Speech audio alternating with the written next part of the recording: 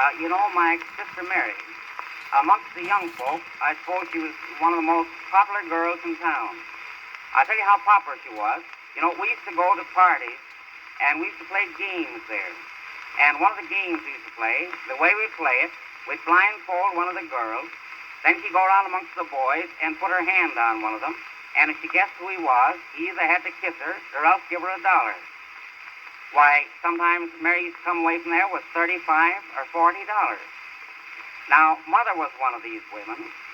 Everybody liked her because she had everything so neat and clean around the house. Why, you could actually eat right off the floor. In fact, we used to do it.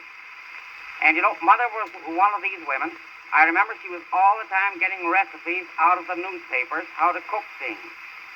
I remember one time Mother found a recipe in the newspaper directing how to make farmer's soup. And Mother went at this soup, and it took her about a half a day to make it. And when she had it made, she put it on the table, and I didn't like the smell of it, so I didn't eat any of it. But Hank, my brother, ate some of his, and it made him sick. Well, Father saw it couldn't be very good from the way Hank acted, but he made up his mind that he'd try it and get it over with as soon as he could. So he closed his eyes and drank a big bowl full of it, and he fell over on the floor in a fit. And I said, Hank, run for the doctor, quick. And Hank started off on a run, and after he had gone, I took Mother in the other room, and I says, Mother, I guess you poisoned him.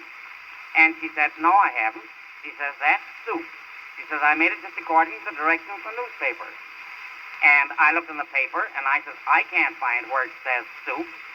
And Mother says, well, what's the matter with you? Are you blind? She says, there it is, right there in front of your face and eyes.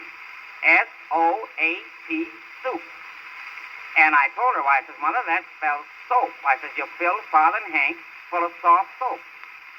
Well, Hank ran all the way to the doctor's, and by the time he got there, from running and one thing or another, why, the poor fellow was so full of suds, he couldn't speak.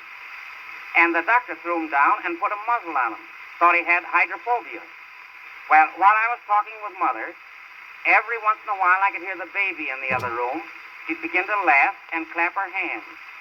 And I went in there to see what was making the baby laugh. And Father lay there on the floor on his back coughing. And every time he coughed, he'd blow a soap bubble.